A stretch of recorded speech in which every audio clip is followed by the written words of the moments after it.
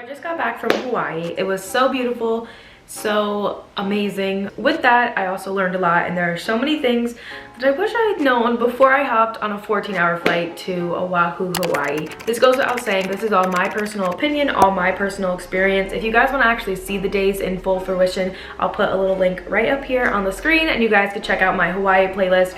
But all right, here we go. Everything I wish I knew. So the first thing I wish I knew is that Waikiki is just like any other tourist spot. And I mean this in the most respectful way, because obviously it's beautiful and there is nothing like Hawaii, but Waikiki itself was just a tourist spot. If you've ever been somewhere like Seaside, Wildwood, South Carolina, Florida, it was very much just like a lot of blocks of hotels and resorts and little like convenience stores.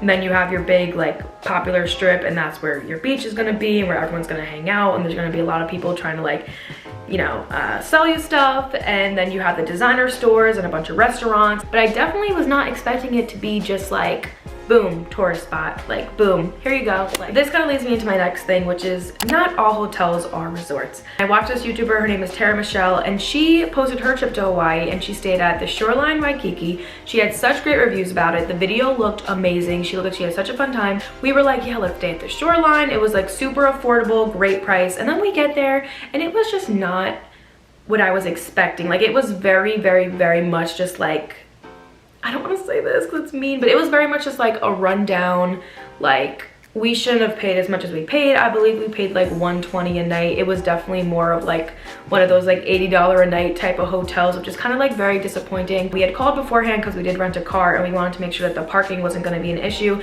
And I was told that they had self-parking and then they had valet parking. And the self-parking was first come, first serve. So we were like, cool, we're just going to do that because, you know, with the time difference, we'll be back in the room at like 4 o'clock, no problem, right?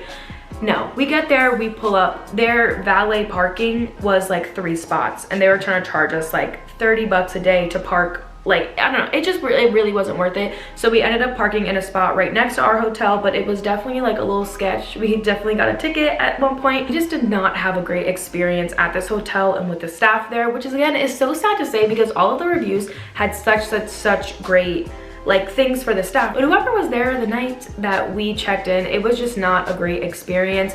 It almost felt like there was like a condescending tone under everything that he was saying to us. And I don't know if it was because we were just super agitated from our flight and tired and stressed, or if he was just assuming, oh, like they're 2 young girls, like first time in Hawaii, like let me get one over on them. But like the things he was saying was kind of like, they were rude, they were a little condescending, they were a little like, I didn't really get good vibes from this hotel. I also didn't love that, like, you could hear everything, but hearing all the doors closing and hearing people going into their rooms, at one point I thought someone was coming into our room. Like, both of us, Delaney and I, we had so much anxiety staying at this hotel, and that is not how you're supposed to feel on vacation. I wanted to go back to this hotel and just feel like, hey, like I'm in Hawaii, woo, but like it was not like that.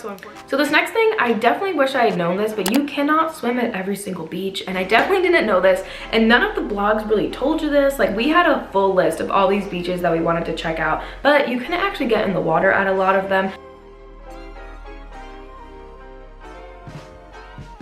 And there were signs that said don't get in, or later on when I read a review, it said like, don't get in this water, or, you know, coral reef is here, like just don't get in, or like surf only. And we wanted to be very respectful to the natives and to the land in general, so we weren't trying to like do anything that we weren't supposed to do. And if something felt like don't do this, we didn't do it. So that was one thing. You can't get in all the beaches, so I would definitely do like extensive research, because, you know, you don't want to pull up and be like the tourist person who's like doing the wrong thing and being disrespectful. Not gonna lie, I kind of feel stupid for this one, but actually realizing that like people live in Hawaii, like this is someone's home. It's not just a vacation spot. There's traffic in the morning and traffic at rush hour. Like, why I didn't assume any of this was actually gonna happen, I don't know. I guess I thought it was just like Hawaii beach, yay. I feel like I'm explaining that so wonky, but like just to like go somewhere that is looked at as a vacation spot for you and like so much of the world, but then to actually see people like living life there, it's like, wow, interesting.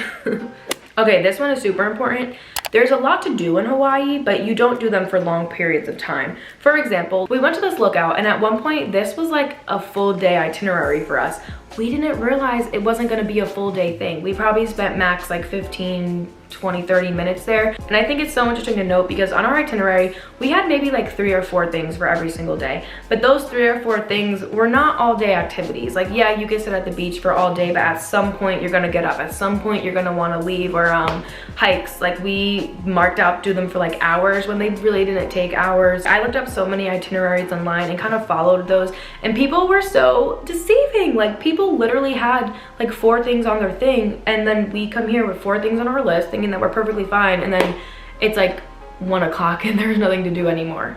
Follow your own thing and just like explore and figure it out on your own, and you know, look at the tourist sites, but like don't really look at the tourist sites. Like, seriously, the most beautiful spots that we found were when we were being spontaneous. We were like, hey, let's just like drive and see what we find. Like, we went to Hawaii Kai and it was not on our list, it was not planned, and we literally, like, I was like crying. Like, it was so beautiful over there. I was obsessed with this. So that would be another thing I really wish I had known, because we could have done it sooner in our trip. But just be spontaneous, do things that, you know, you don't really think of. Drive the island, please do this. Like, you will see such beautiful things there. It's crazy. But just be spontaneous. Don't always have to stick to your itinerary like to the T. Guys, the blog posts lied to you. They said that the Lanikai Pillbox hike was like intermediate, kind of easy. You could take little kids on this hike. Guys, no, it was hard. The first like 2 minutes of this hike, I literally was like, Delaney, I don't think I can do this. Like, this is actually very hard. Like, it was not moderate. It was not easy. It took like a good bit to get up there and then a good bit to get back down.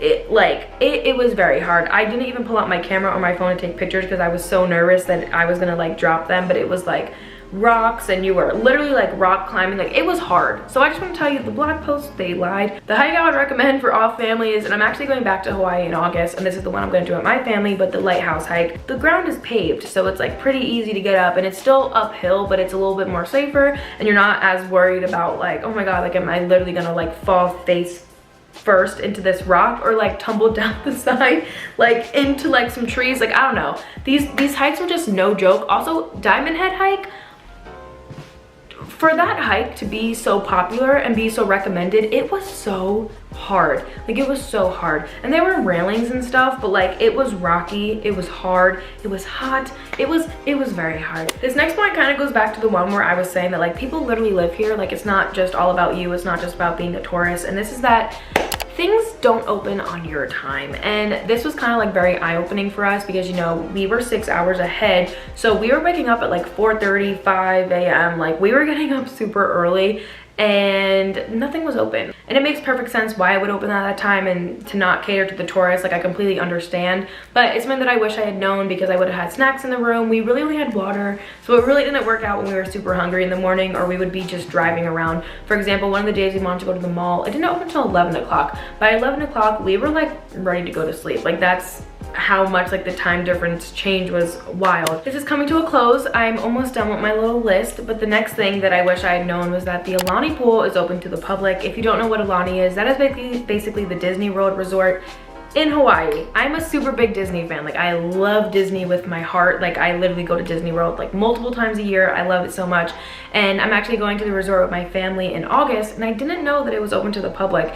And that beach was so beautiful, and so like just the area in general was beautiful. Like, you guys can go back and watch that vlog. It was amazing. And we didn't know that it was open to the public, but I think if we did know, we definitely would have went back there more often. Like, I would definitely go check it out if you want something that's very like carefree, very much like you don't have to think about what you're doing or if you're doing something wrong or if you're being disrespectful or something, because it's open to the public. You're supposed to be there. Like, it was really nice. I would recommend checking it out. And the last thing I'm going to tell you guys, which is probably really funny, but the sun is serious there, and I mean like I got burned. Like, I got burned so badly. I was like ready to go home. I was like ready to call it quits. I was like, this is terrible. I'm not enjoying myself right now. Like, the sun it's crazy. I'm gonna be honest, I didn't put on sunblock because it was cloudy and raining, and I didn't think that anything was going to happen.